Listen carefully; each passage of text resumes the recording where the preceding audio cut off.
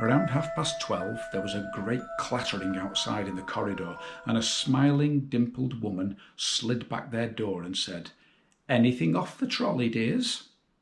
Harry, who hadn't had any breakfast, leapt to his feet, but Ron's ears went pink again, and he muttered that he'd brought sandwiches. Harry went out into the corridor. He had never had any money for sweets with the Dursleys, and now that he had pockets rattling with gold and silver, he was ready to buy as many Mars bars as he could carry. But the woman didn't have Mars bars. What she did have were Bertie Bott's every flavour beans, Drubel's best blowing gum, chocolate frogs, pumpkin pasties, cauldron cakes, licorice wands, and a number of other strange things Harry had never seen in his life. Not wanting to miss anything, he got some of everything and paid the woman 11 silver sickles and 7 bronze nuts. Ron stared as Harry brought it all back into the compartment and tipped it onto an empty seat. "Hungry, are you?" "Starving," said Harry, taking a large bite out of a pumpkin pasty. Ron had taken out a lumpy package and unwrapped it. There were 4 sandwiches in there. He pulled one of them apart and said, "She always forgets. I don't like corned beef." "Swap you for one of these," said Harry, holding up a pasty. "Go on." "You don't want this, it's all dry," said Ron. "She hasn't got much time," he added quickly. "You know, with 5 of us." "Go on, have a pasty," said Harry, who had never had anything to share before, or indeed anyone to share it with. It was a nice feeling sitting there with Ron, eating their way through all Harry's pasties and cakes. The sandwiches lay forgotten. "What are these?" Harry asked Ron, holding up a pack of chocolate frogs. "They're not really frogs, are they?" He was starting to feel that nothing would surprise him. "No," said Ron, "but see what the card is. I'm missing a gripper." "What?" "Oh, of course you wouldn't know. Chocolate frogs have cards inside them, you know, to collect. Famous witches and wizards. I've got about 500, but I haven't got Agrippa or Ptolemy." Harry unwrapped his chocolate frog and picked up the card. It showed a man's face. He wore half-moon glasses, had a long crooked nose, and flowing silver hair, beard and a moustache. Underneath the picture was the name Albus Dumbledore. "So this is Dumbledore," said Harry. "Don't tell me you've never heard of Dumbledore," said Ron. "Can I have a frog? I might get a gripper. Thanks." Harry turned over his card and read, "Albus Dumbledore, currently headmaster of Hogwarts, considered by many the greatest wizard of modern times. Professor Dumbledore is particularly famous for his defeat of the dark wizard Grindelwald in 1945, for the discovery of the 12 uses of dragon's blood, and his work on alchemy with his partner Nicholas Flamel. Professor Dumbledore enjoys chamber music and tenpin bowling." Harry turned the card back over and saw, to his astonishment, that Dumbledore's face had disappeared. "He's gone." "Well, you can't expect him to hang around all day," said Ron. "He'll be back." "No, I've got Morgana again, and I've got about 6 of her. Do you want it? You can start collecting." Ron's eyes strayed to the pile of chocolate frogs waiting to be unwrapped. "Help yourself," said Harry. "But in, you know, the Muggle world, people just stay put in photos." "Do they? What, they don't move at all?" Ron sounded amazed. "Weird." Harry stared as Dumbledore sidled back into the picture on his card and gave him a small smile. Ron was more interested in eating the frogs than looking at the famous witches and wizards cards, but Harry couldn't keep his eyes off them. Soon he had not only Dumbledore and Morgana, but Hengist of Woodcroft, Alberic, Grunion, Kersey, Paracelsus and Merlin. He finally tore his eyes away from the druidess Cleodna, who was scratching her nose to open a bag of Bertie Bott's every flavour beans. You want to be careful with those, Ron warned Harry. When they say every flavour, they mean every flavour. You know, you get all the ordinary ones like chocolate and peppermint and marmalade, but then you get spinach and liver and tripe. George reckons he had a bogey flavoured one once. Ron picked up a green bean, looked at it carefully and bit into a corner. Blech! See? Sprouts! They had a good time eating the every flavour beans.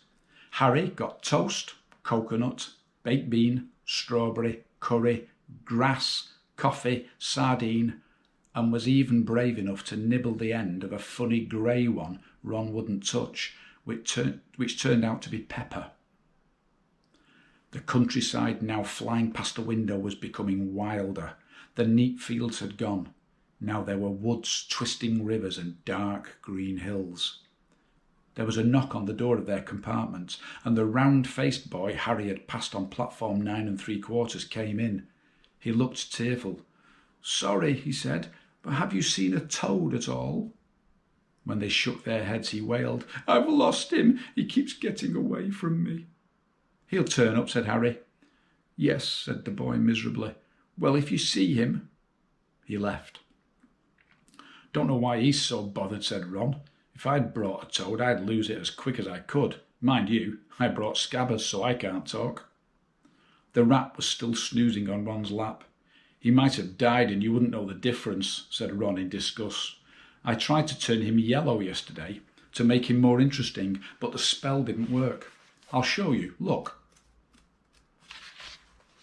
He rummaged round in his trunk and pulled out a very battered-looking wand.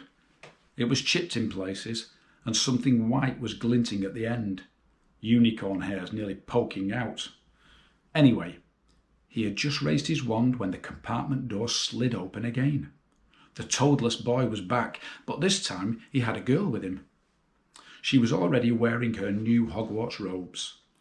"Has anyone seen a toad? Neville's lost one," she said. She had a bossy sort of voice, lots of bushy brown hair and rather large front teeth.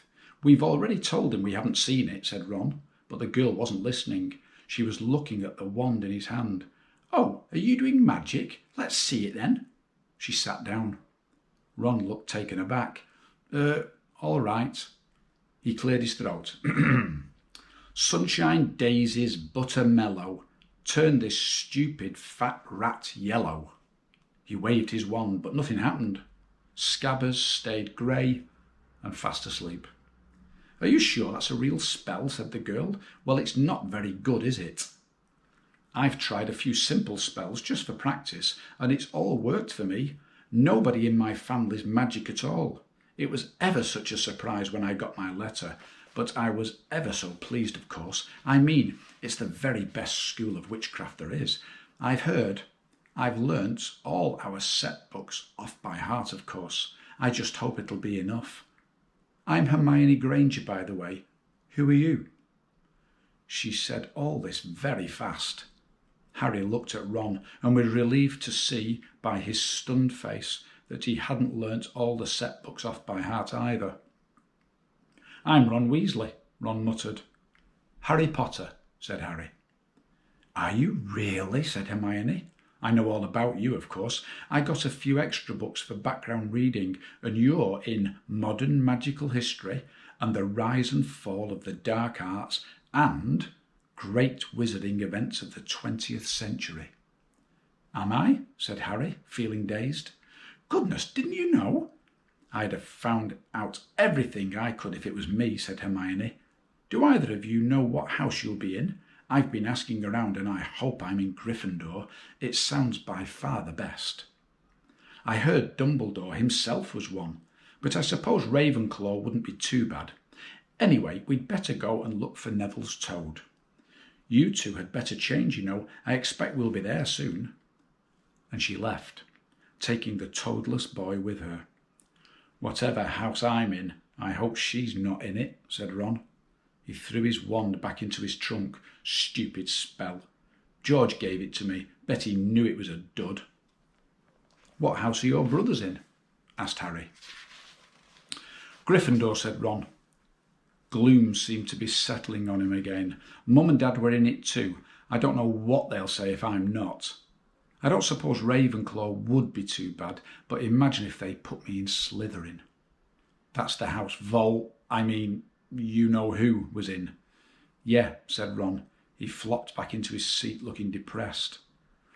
You know, I think the ends of Scabbard's whiskers are a bit lighter, said Harry, trying to take Ron's mind off houses. So what do your oldest brothers do now they've left anyway? Harry was wondering what a wizard did once he'd finished school. Charlie's in Romania studying dragons, and Bill's in Africa doing something for Gringotts, said Ron. Did you hear about Gringotts? It's been all over the Daily Prophet, but I don't suppose you get that with the Muggles. Someone tried to rob a high-security vault. Harry stared. Really? What happened to them? Nothing. That's why it's such big news. They haven't been caught. My dad says it must have been a powerful dark wizard to get round Gringotts, but they don't think they took anything. That's what's odd. Of course, everyone gets scared when something like this happens in case you know who's behind it. Harry turned this news over in his mind. He was starting to get a prickle of fear every time you know who was mentioned. He supposed this was all part of entering the magical world, but it had been a lot more comfortable saying Voldemort without worrying. What's your Quidditch team? Ron asked. I don't know any, Harry confessed. What? Ron looked dumbfounded. Oh, you wait. It's the best game in the world. And he was off, explaining all about the 4 balls and the positions of the 7 players, describing famous games he'd been to with his brothers and the broomstick he'd like to get if he had the money. He was just talking Harry through the finer points of the game when the compartment door slid open yet again. But it wasn't Neville the Toadless Boy or Hermione Granger this time. 3 boys entered, and Harry recognised the middle one at once. It was the pale boy from Madame Malkin's robe shop. He was looking at Harry with a lot more interest than he'd shown back in Diagon Alley. Is it true, he said. They're saying all down the train that Harry Potter's in this compartment. So it's you, is it? Yes, said Harry. He was looking at the other boys. Both of them were thick-set and looked extremely mean. Standing either side of the pale boy, they looked like bodyguards. Oh, this is Crabbe and this is Goyle, said the pale boy, carelessly noticing where Harry was looking. And my name's Malfoy. Draco Malfoy. Ron gave a slight cough, which might have been hiding a snigger. Draco Malfoy looked at him. Think my name's funny, do you? No need to ask who you are. My father told me all the Weasleys have red hair, freckles, and more children than they can afford. He turned back to Harry. You'll soon find out some wizarding families are much better than others, Potter. You don't want to go making friends with the wrong sort. I can help you there. He held out his hand to shake Harry's, but Harry didn't take it. I think I can tell who the wrong sort are for myself, thanks, he said coolly. Draco Malfoy didn't go red, but a pink tinge appeared in his pale cheeks. I'd be careful if I were you, Potter, he said slowly. Unless you're a bit politer, you'll go the same way as your parents. They didn't know what was good for them either. You hang around with riffraff like the Weasleys and that Hagrid, and it'll rub off on you. Both Harry and Ron stood up. Ron's face was as red as his hair. Say that again, he said. Oh, you're going to fight us, are you? Malfoy sneered. Unless you get out now, said Harry, more bravely than he felt, because Crabbe and Goyle were a lot bigger than him, or Ron. But we don't feel like leaving, do we, boys? We've eaten all our food, and you still seem to have some. Goyle reached towards the chocolate frogs next to Ron. Ron leapt forward, but before he'd so much as touched Goyle, Goyle let out a horrible yell. Scabbers, the rat, was hanging off his finger, sharp little teeth sunk deep into Goyle's knuckle. Crabbe and Malfoy backed away as Goyle swung Scabbers round and round, howling. And when Scabbers finally flew off and hit the window, all three of them disappeared at once. Perhaps they thought there were more rats lurking among the sweets, or perhaps they'd heard footsteps, because a second later Hermione Granger had come in. "What has been going on?" she said, looking at the sweets all over the floor, and Ron picking up Scabbers by his tail. "I think he's been knocked out," Ron said to Harry. He looked closer at Scabbers. "No, I don't believe it. He's gone back to sleep." And so he had. "You've met Malfoy before?" Harry explained about their meeting in Diagon Alley. "I've heard of his family," said Ron darkly. "They were some of the first to come back to our side after you-know-who disappeared. Said they'd been bewitched. My dad doesn't believe it. He said Malfoy's father didn't need an excuse to go over to the dark side." He turned to Hermione. "Can we help you with something?" "You'd better hurry up and put your robes on. I've just been up the front to ask the driver, and he says we're nearly there." "You haven't been fighting, have you? You'll be in trouble before we even get there." "Scabbers has been fighting, not us," said Ron, scowling at her. "Would you mind leaving while we change?" "All right, I only came in here because people outside are behaving very childishly, racing up and down the corridors," said Hermione in a sniffy voice. "And you've got dirt on your nose, by the way, did you know?" Ron glared at her as they left. Harry peered out of the window. It was getting dark. He could see mountains and forests under a deep purple sky. The train did seem to be slowing down. He and Ron took off their jackets and pulled on their long black robes. Ron's were a bit short for him. You could see his trainers underneath them. A voice echoed through the train. "We will be reaching Hogwarts in 5 minutes' time. Please leave your luggage on the train. It will be taken to the school separately." Harry's stomach lurched with nerves, and Ron, he saw, looked pale under his freckles. They crammed their pockets with the last of the sweets and joined the crowd thronging the corridors. The train slowed right down and finally stopped. People pushed their way towards the door and out onto a tiny dark platform. Harry shivered in the cold night air. Then a lamp came bobbing over the heads of the students, and Harry heard a familiar voice. First years, over here. All right there, Harry." Hagrid's big hairy face beamed over the sea of heads. "Come on, follow me. Any more first years? Mind your step now, first years, follow me." Slipping and stumbling, they followed Hagrid down what seemed to be a steep, narrow path. It was so dark either side of them that Harry thought there must be thick trees there. Nobody spoke much. Neville, the boy who kept losing his toad, sniffed once or twice. "You'll get your first sight of Hogwarts in a sec," Hagrid called over his shoulder. "Just round this bend here." There was a loud ooh. The narrow path had opened suddenly onto the ledge of a great black lake. Perched atop a high mountain, on the other side, its windows sparkling in the starry sky, was a vast castle with many turrets and towers. "No more than 4 to a boat," Hagrid called, pointing to a fleet of little boats sitting in the water by the shore. Harry and Ron were followed into their boat by Neville and Hermione. "Everyone in," shouted Hagrid, who had a boat to himself. "Right then, forward!"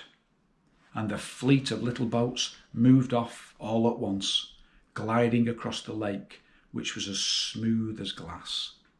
Everyone was silent, staring up at the great castle overhead. It towered over them as they sailed nearer and nearer to the cliff on which it stood. "Heads down!" yelled Hagrid as the first boats reached the cliff. They all bent their heads, and the little boats carried them through a curtain of ivy which hid a wide opening in the cliff face. They were carried along a dark tunnel which seemed to be taking them right underneath the castle until they reached a kind of underground harbour, where they clambered out onto rocks and pebbles. "Oi, you there, is this your Toad?" said Hagrid, who was checking the boats as people climbed out of them. "Trevor!" cried Neville blissfully, holding out his hands. Then they clambered up a passageway in the rock after Hagrid's lamp, coming out at last onto smooth, damp grass right in the shadow of the castle. They walked up a flight of stone steps and crowded around the huge oak front door. "Everyone here? You there, still got your Toad?" Hagrid raised a gigantic fist and knocked 3 times on the castle door.